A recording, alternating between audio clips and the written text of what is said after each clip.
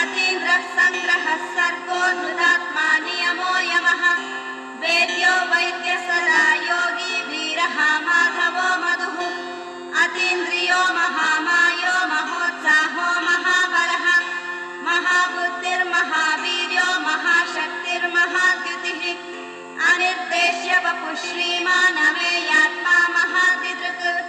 महेश्वासो महीभर्ता श्रीनिवासः सतां गतिः अनिरुद्धः सुरानन्दो गोविन्दो गोविदाम्पतिः मरीचिर्दमनोहंसः सुपर्णो भुजगोत्तमः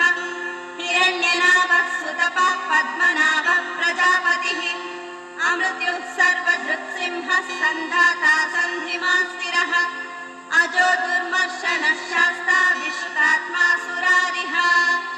गुरुर्गुरुतमो धाम सत्यः सत्यपराक्रमः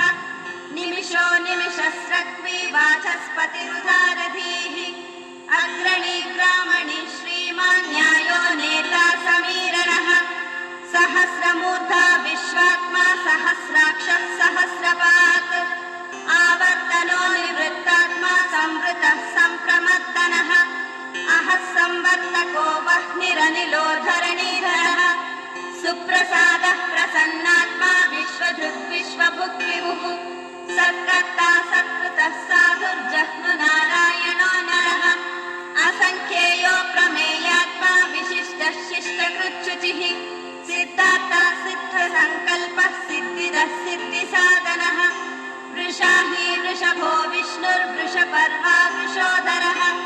वर्धनो वर्धमानश्च विविक्तः श्रुतिसागरः सुभुजो दुर्धरो वाग्मी महेन्द्रो वसुदो वसुः नैकरूपो बृहद्रूपः क्षितिविष्टः प्रकाशनः ओजस्तेजोद्युतिधरः प्रकाशात्मा प्रतापनः रुद्रस्पष्टाक्षरो मन्त्रश्चन्द्राश्रुभास्वरद्युतिः अमृतांशोद्भवो भानुः सुरेश्वरः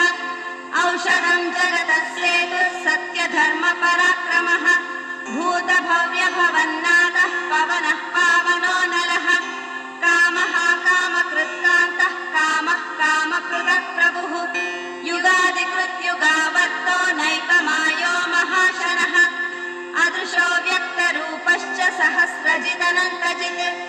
इष्टो विशिष्टशिष्टेष्टः शिखण्डी नहुषो वृषः